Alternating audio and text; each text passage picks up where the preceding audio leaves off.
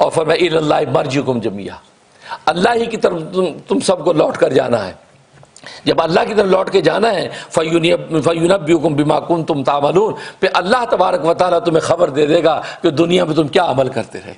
وہاں اللہ بتا دے گا تمہاری اخلاق کی پستی کیا تھی، تمہاری اخلاق کی بلندی کیا تھی، تم کس لیول پر تھے، وہ کس لیول پر تھا۔ وہاں بس اس لیے تم اپنی اپنی فکر کرو، تم کسی دوسرے کی فکر نہ کرو۔ فکر کے لیے ہم خود ہیں، سب میرے پاس لوٹ کر آئیں گے، جب میرے سامنے آئیں گے میں ان کا حساب کتاب لے لوں گا۔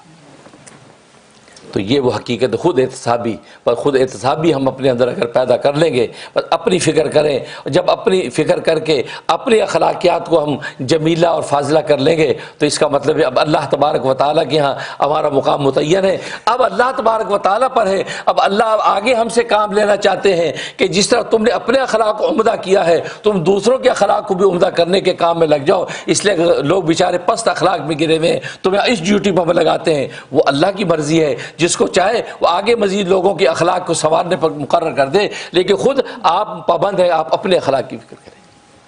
بلکہ ایک اللہ والے فرماتے ہیں جب تم انگلی کر کے اشارہ کرتے ہو اس بندے میں یہ عیب ہے تو تمہاری انگلی اس کا ایک عیب بتاتی ہے، اور تمہاری اپنی 4 انگلیاں تمہارے 4 عیب بتاتی ہے۔ یہ 4 انگلیاں تمہاری طرف ہیں، اس کا 4 عیب تمہارے اندر ہیں، اور ایک عیب تمہاری انگلی بتاتی ہے، تو تم اس 4 کو تو دیکھتے نہیں ہو، اس ایک عیب کی طرف نگاہ کر کے نفس و شیطان کے اغوا میں آ کے گمراہ کے راستے میں جا گرتے ہو۔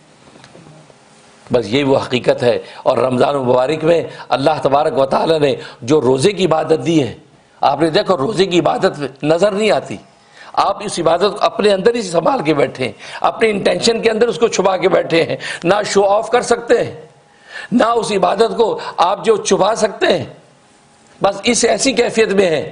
اس کا مطلب آپ بس اپنی فکر میں، آپ اپنے روزے کی فکر میں ہیں، میرا روزہ قائم رہے، میں کہ پانی کا گھونٹ پینا بیٹھوں، میں کوئی کھانا بیٹھوں، میں کوئی ایسی خواہشات کی طرف قدم نہ بڑھا بیٹھوں۔ آپ اپنی گویا کہ روزے کی پوری تربیت یہ خود احتسابی کا ایک عمل ہے کہ جس کے اندر خالص اللہ کے لیے وہ اپنے آپ کو بھوک اور پیاس کی طرف متوجہ رکھتا ہے، خواہشات سے دور رکھتا ہے۔ بس یہ خود احتسابی اپنے اندر پیدا کرو، یا دوسروں کو بعد میں دیکھیں گے، پہلے اپنے آپ دیکھو۔ چانچہ آپ دیکھتے ہیں اگر آپ کے پیٹ میں درد ہو تو آپ پیٹ کا درد پکڑ کے ہاسپٹل میں جائیں، سامنے کسی کی ٹانگ ٹوٹی ہوئی ہے، کسی کا سر پھوٹا ہوا ہے، تو آپ ٹانگ ٹوٹے والے کی پرواہ نہیں کرتے، کہا کہ اس کو چھوڑو، اس کی ٹوٹی ہے تو ٹوٹی، میرے پیٹ کی فکر کرو کہ ڈاکٹر صاحب مجھے دوائی دو۔ آپ کی انگلی کٹی ہوئی ہے، انگلی کٹی کی تکلیف بھی فکر میں رہیں گے، آپ کسی کے بازو ٹوٹے کی فکر نہیں کریں گے، یار میری انگلی چھوڑو اس کا بازو ٹوٹا ہوا ہے، بازو کٹا نہیں۔ کیا مطلب؟ آپ اس کے اتنے بڑے مرض کو اگنور کر رہے ہیں اپنے چھوٹے سے مرض کی وجہ سے۔ بس یہ جیسے جسمانیت کے اندر آپ کا یہ رویہ ہے، روحانی اخلاق میں بھی رویہ ہونا چاہیے۔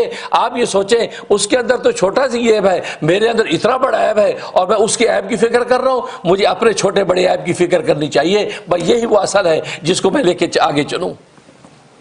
تو جیسے جسمانیت میں انسان کا رویہ، روحانیت میں یہی رویہ قائم ہو جائے تو اللہ تبارک و تعالیٰ اس کو منزل مقصود تک پہنچا دیتے ہیں۔